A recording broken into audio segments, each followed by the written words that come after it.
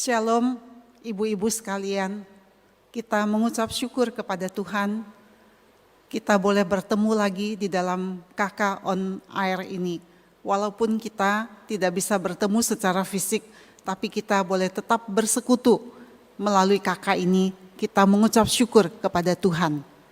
Tuhan Yesus berkata di dalam Matius pasal yang ke-6, ayat yang ke-25 sampai 26 berkata demikian.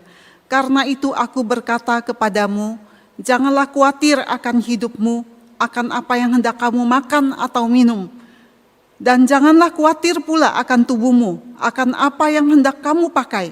Bukankah hidup itu lebih penting daripada makanan, dan tubuh itu lebih penting daripada pakaian. Pandanglah burung-burung di langit, yang tidak menabur dan tidak menuai, dan tidak mengumpulkan bekal dalam lumbung, namun diberi makan oleh Bapamu yang di surga. Bukankah kamu jauh melebihi burung-burung itu?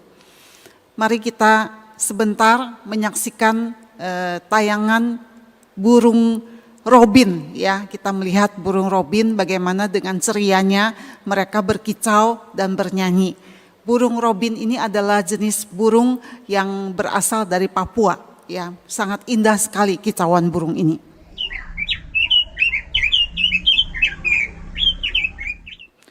Ibu-ibu sekalian, pada suatu hari burung robin bercakap-cakap dengan burung pipit. Burung robin berkata seperti demikian, saya heran, kenapa manusia itu hidupnya selalu khawatir dan rusuh. Lalu burung pipit menjawab seperti demikian, saya sudah mendapatkan jawabannya. Karena mereka tidak mempunyai Bapa di surga seperti kita-kita ini. Ibu-ibu sekalian, percakapan yang sederhana ini mengingatkan kita. Kalau burung-burung di udara, mereka yang tidak menabur dan juga tidak menuai, mereka bisa hidup dengan begitu ceria, sukacita, terlebih lagi kita, anak-anak Tuhan. Pada masa pandemi ini, banyak sekali hal-hal yang membuat kita merasa khawatir. Tapi biarlah kita ingat perkataan Tuhan Yesus, janganlah khawatir akan hidupmu. Karena hidup kita itu jauh lebih berharga daripada burung pipit yang ada di udara. Pada hari ini kita akan bersama-sama merenungkan satu bagian firman Tuhan, hubungan yang diubahkan, yaitu mengasihi. Melalui kita mengasihi, kita ingin supaya hubungan kita itu diubahkan, maka kita perlu ada kasih Tuhan di tengah-tengah kita.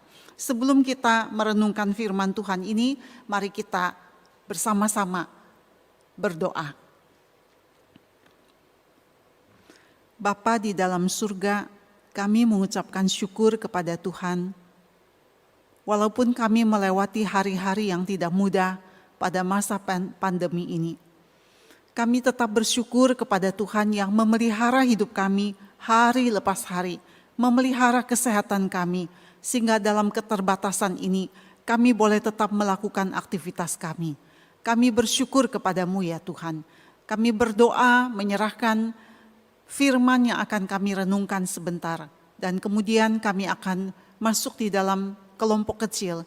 Kiranya Tuhan menyertai kami dan memberkati kami melalui firman-Mu dan persekutuan pada hari ini. Demi nama Tuhan Yesus kami berdoa. Amin. Ibu-ibu sekalian, ada seorang penulis yang bernama Martyn Lloyd-Jones.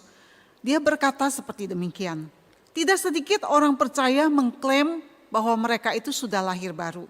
Tetapi mereka tidak mengasihi satu dengan yang lain. Mereka marah-marah, mereka tidak sabar, mereka tidak baik hati, mementingkan diri sendiri. Nah, karakter-karakter seperti demikian bukan hanya mengganggu, tapi juga merusak relasi antar keluarga dan sesama. Berarti orang-orang ini tidak bertumbuh atau berusaha untuk bertumbuh menjadi murid Yesus Kristus. Kalau dia berusaha untuk bertumbuh menjadi murid Yesus Kristus, pasti dia akan berusaha untuk menghadapi kekurangan dan kelemahannya, dan berusaha untuk saling mengasihi satu dengan yang lain. Pertumbuhan rohani dimulai dari sikap terbuka dan jujur mengakui kelemahan-kelemahan. kita dan kekurangan kita, serta keberanian untuk dirubah oleh Tuhan. Pertumbuhan rohani dimulai dari sikap terbuka dan jujur mengakui kelemahan-kelemahan dan kekurangan kita, serta satu keberanian untuk rela dirubah oleh Tuhan. Seorang penulis buku, Les Parrott, di dalam bukunya High Maintenance Relationships, yaitu hubungan yang membutuhkan perawatan yang mahal, ya. Kalau terjemahan bebasnya seperti demikian, High Maintenance Relationships. Dia berkata ada beberapa tipe yang sulit hidup harmonis dengan orang lain. Antara lain si pengkritik, si penggoda, pengendali atau orang yang dominan, pendengki, pekerja keras, dan sebagainya dan sebagainya. Nah, ibu-ibu sekalian, kalau mereka ini bukan orang-orang yang dekat dengan kita, gampang saja ya, udah jauhin saja, cuekin saja ya.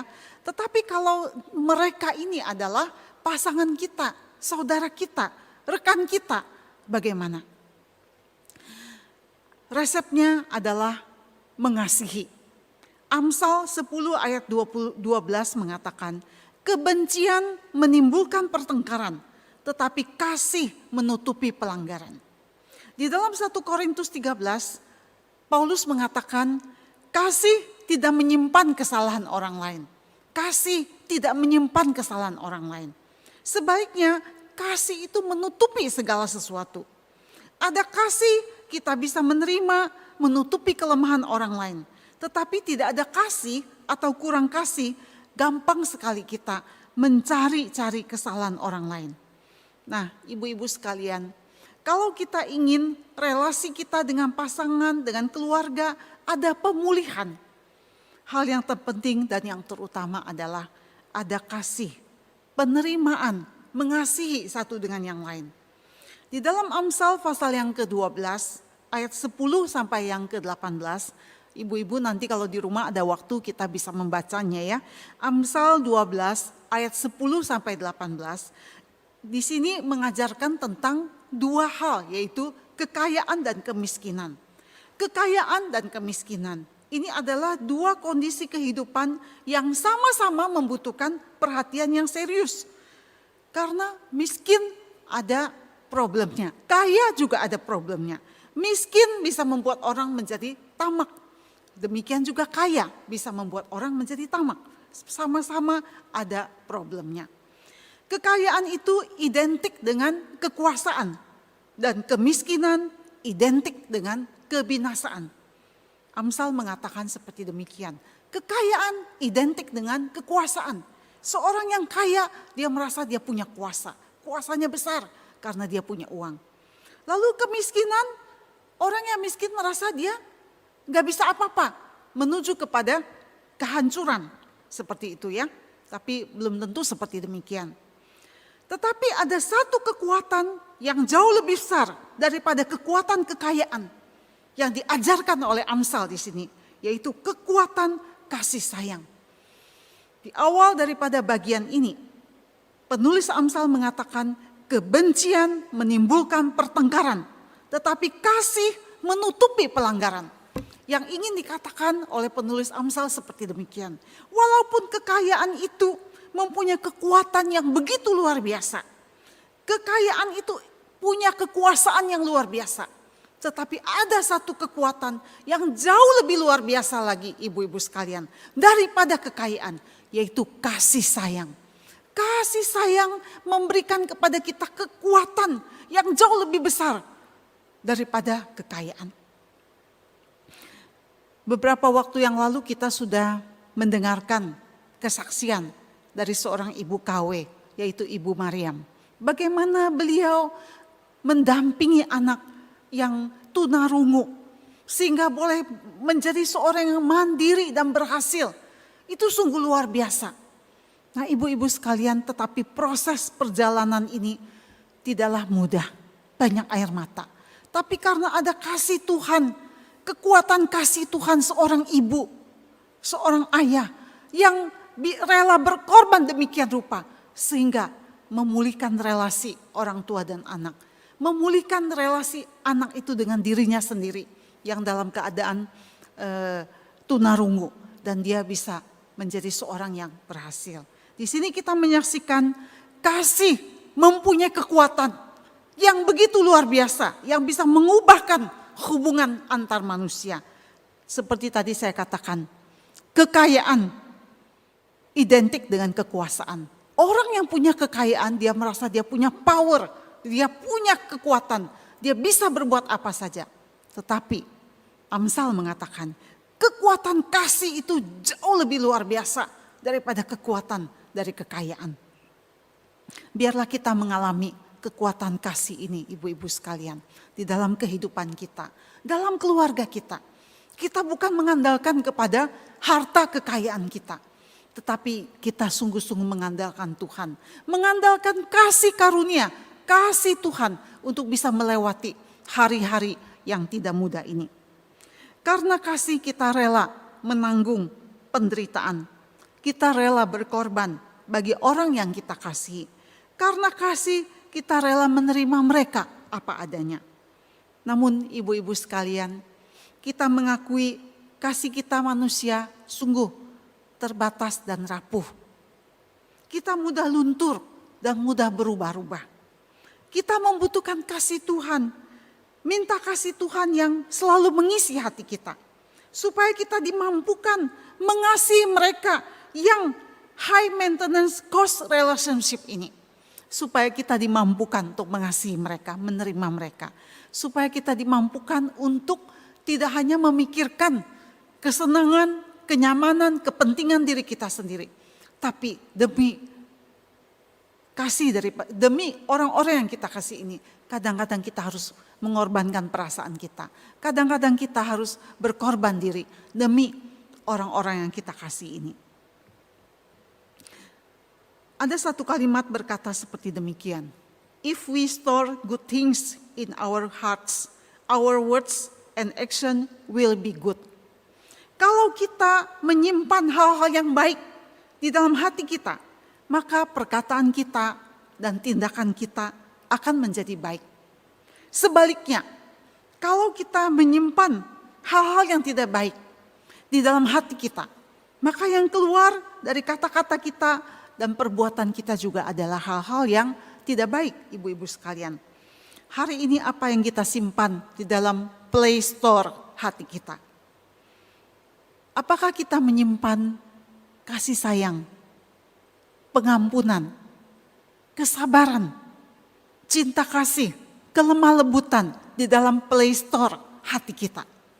Kalau di dalam play store hati kita, kita menyimpan hal-hal yang seperti demikian, maka outputnya juga kita akan menyatakan kasih, kelemah lembutan, pengampunan, pengertian kepada orang-orang yang ada di sekitar kita. Sehingga mereka yang sulit bagi kita untuk berrelasi, hati mereka akan pelan-pelan diubahkan oleh Tuhan. Kiranya Tuhan menolong kita supaya kita senantiasa menyimpan kebaikan dan kasih sayang di dalam play store hati kita. Sehingga hal-hal yang baik yang akan kita taburkan, yang akan kita tanamkan kepada keluarga dan orang-orang di sekitar kita. Lebih kurang 8 tahun yang lalu ya, kalau saya tidak salah ingat. Ada seorang ibu berkata kepada saya. Dia bilang begini, Semu tolong doakan keluarga saya. Mengalami satu problem yang sangat sulit. Di mana menantu daripada ibu ini, karena dia biasa bekerja, berkarir, tapi sesudah punya 2 anak, menantunya itu akhirnya harus meninggalkan pekerjaannya. Dan dia mengalami stres, bahkan depresi, karena harus mengurus 2 anak yang masih kecil-kecil. Sehingga karena depresinya ini, maka dia melakukan hal-hal yang di luar kebiasaan. Dan mempengaruhi hubungan anaknya dan menantunya. Bahkan ketika ibu ini berkunjung ke rumah menantunya juga memperlakukan mertuanya itu dengan hal-hal yang tidak menyenangkan, dengan kata-kata yang tidak sopan begitu ya. Lalu kemudian saya hanya bilang seperti ini. Saya bilang, ibu jangan terbawa emosi ya. Jangan terbawa emosi. Kalau menurut emosi, pasti kita marah sekali, ini mantu tidak sopan seperti itu ya. Jangan terbawa emosi ya. Saya bilang jangan terbawa emosi.